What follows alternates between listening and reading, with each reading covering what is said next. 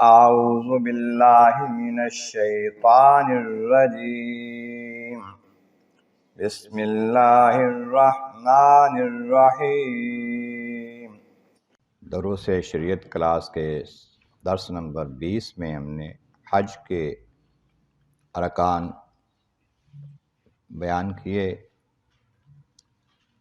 جس میں حج کے لیے 8 ذی الحجہ کو روانگی، 9 ذی الحجہ کو میدان عرفات میں وقوف قیام، اور 9 کی رات کو مزدلفہ قیام، و پھر رات 10 کو صبح میدان منا میں آنا، اور میدان منا میں آ کر ایک شیطان کو، جس کو بڑا شیطان کہتے ہیں، جمرہ عقبہ، اس کو کنکریاں مارنی اور قربانی کرنی۔ اس کے بعد حلق یا قصر، سر منڈوانا یا بال چھوٹے کرانا، اور پھر احرام کھول دینا، غسل کر کے کپڑے تبدیل کر لینا میدان منا میں۔ اب اس کے بعد ایک بڑا رکن حج کا ہے، واجب ہے، وہ ہے طواف زیارت، یعنی منا سے مکہ مکرمہ جانا ہے عام کپڑوں میں، اور وہاں طواف کر کے پھر واپس آنا ہے منا میں۔ مکہ میں اپنی رہائش گاہ پہ نہیں جانا، مکہ میں وہاں پر سیر و سیاحت نہیں کرنی، خرید و فروخت نہیں کرنی، بلکہ ضروری کام ہے طواف زیارت کر کے واپس آنا، کر کے واپس آ جانا ہے میدان منا میں۔ پھر وہاں 2 دن اور رہنا ہے۔ اگلے دن یعنی 11 ذی الحجہ کو صرف ایک کام ہے کہ سورج کے ڈھلنے کے بعد شیطانوں تینوں کو کنکریاں مارنی ہیں، ساتھ ساتھ ایک ایک کر کے۔ پہلے بھی بتایا گیا تھا، اگر کوئی بوڑھا ہے، ضعیف ہے، کمزور ہے، بیمار ہے، عورت کمزور ہے، بچہ ہے، وہ ساتھ نہ جائیں تو اس کے حصے کی کنکریاں لے جائیں۔ اگل آگے ایک ایک کر کے مارنی کنکری، پہلے اپنی پھر اوروں کی جس کی مارنی ہے۔ ساتھ ساتھ کنکریاں 3 شیطانوں کو مارنی ہے، کچھ زیادہ بھی لے جائیں کہ دور گر جائے یا خراب ہو جائے تو پھر اس کی جگہ پر وہ پھینک سکے۔ تو 3 شیطانوں کو ساتھ ساتھ کنکریاں مارنی ہیں۔ پھر سارا دن یہی کام ہے کہ اللہ اللہ کرو، نمازیں پڑھو، کھاؤ پیو، دعائیں کرو۔ یہ 11 تاریخ کو ہے۔ اب چاند کی 12 تاریخ جب ہوگی ذی الحجہ کی، اگلے دن پھر یہ کام ہے کہ ساتھ ساتھ کنکریاں تینوں کو مار کے پھر مکہ چلے جانا ہے، مکہ مکرمہ جہاں رہائش ہے وہاں چلے جانا ہے، اور ساتھ ساتھ کنکریاں ظہر کے وقت یعنی کہ سورج ڈھلنے کے بعد مارنی ہے۔ تینوں کو ساتھ ساتھ کنکریاں مار کے پھر چلے جانا ہے مینا سے واپس مکہ مکرمہ جہاں پر رہائش ہے۔ تو ان میں ایک اہم کام طواف زیارت کا تھا، اگر وہ نہ کیا تو حج کا کام مکمل نہیں ہوا۔ علماء نے لکھا ہے کہ اگر طواف زیارت نہیں کر کے آیا نا تو وہ اپنی بیوی کو ساتھ نہیں لگا سکتا، یعنی کہ صحبت نہیں کر سکتا، وہ ابھی حج کے کاموں میں ہے۔ تو اس واسطے یہ وقت پر ہو جائے۔ اگر عورت ناپاک ہو، اس کو انتظار کرنا پڑے گا، جب پاک ہوگی پھر طواف کرے گی، پھر حج کے کاموں سے فارغ ہوگی۔ اب اس کے بعد ایک اور طواف کرنا ہے، جسے طواف وداع کہتے ہیں۔ وہاں سے نکلنے کے وقت جیسے کسی گھر والے کے پاس جاتے ہیں تو واپسی پہ سلام دعا لیتے ہیں اس سے، کہ طواف وداع کرنا ہے آخر میں۔ اس طواف وداع کے لیے کوئی خاص شرط یا ٹائم نہیں ہے۔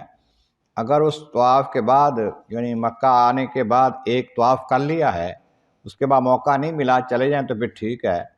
اگر موقع ملا ہے تو پھر جانے کے وقت ایک طواف کر لیں، طواف کریں عام کپڑوں میں، اس کے ساتھ صفا مروہ کی سعی نہیں کرنی، رمل بھی نہیں کرنا جو تیز تیز چلنا تھا، اور عام کپڑوں میں طواف کر کے 2 رکعت نماز پڑھیں مقام ابراہیم پر، اور پھر وہاں سے جدائی کے لمحات یاد کر کے آنسو بہاتے ہوئے یا دعا کرتے ہوئے نکلیں گے، پھر بھی مولا وہاں کی حاضری نصیب فرمائے۔ اب یہ کام تو ہوئے ضروریات۔ پھر اس کے بعد یہ ہے کہ زیارات مکہ مکرمہ، مکہ مکرمہ میں کچھ ایسی جگہیں ہیں جو قابل زیارت ہیں، برکت والی ہیں، جن میں ایک جبل نور ہے۔ جبل نور، اللہ کے نبی کو نور نہ مانے، پتھر کو نور مانتے ہیں سارے عرب والے بھی، جبل نور ہی کہتے ہیں اس کو، نور کا پہاڑ، نور والا پہاڑ، جس پر غار حرا ہے، جہاں آقا کریم صلی اللہ علیہ وسلم تشریف لے جاتے تھے۔ نزول وحی سے پہلے بھی وہاں پر جاتے تھے حضور، اور کئی کئی دن وہاں پر رہتے تھے غار حرا میں۔ اور غار حرا ایسی جگہ ہے، اس کے اوپر سے خانہ کعبہ نظر آتا ہے، خالی بار کی عمارت نہیں کعبہ کی مسجد کی، بلکہ اوپر سے خانہ کعبہ نظر آتا ہے اس میں سے۔ وہاں پر جا کر زیارت کریں کہ ہاں کیسے حضور کہاں پر اکیلے جاتے تھے، کس طرح کی راہیں ہیں وہاں جانے کی، کتنی مشکل سے وہاں جایا جاتا ہے۔ وہاں جاتے جیسے اللہ تعالیٰ کی رضا تھی، اللہ تعالیٰ چاہتا تھا کہ وہاں جائیں، وہاں پر ہی پہلی وحی جو ہے وہ نازل ہوئی، جبریل امین علیہ السلام تشریف لائے تھے، اس کی زیارت بھی کی جائے۔ پھر جبل ثور، ثور کا معنی ہے سانپ۔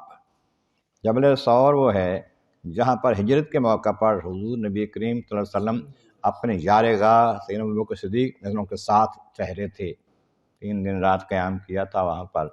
وہ جبل ثور ہے، بہت اونچی ہے، جانا مشکل لگتا ہے لیکن جانے والے چلے جاتے ہیں۔ الحمدللہ زیارت ہوئی ہے۔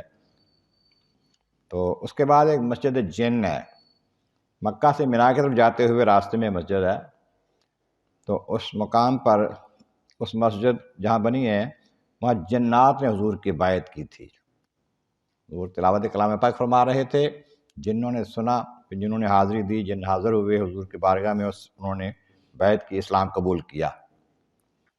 پھر جنت معلیٰ، جس جگہ پر قبرستان ہے، مکہ مکرمہ کا معروف قبرستان، جہاں پر بہت بزرگان دین کی قبریں ہیں، صحابہ کرام کی دیگر، وہ جنت المعلیٰ کہلاتا ہے قبرستان۔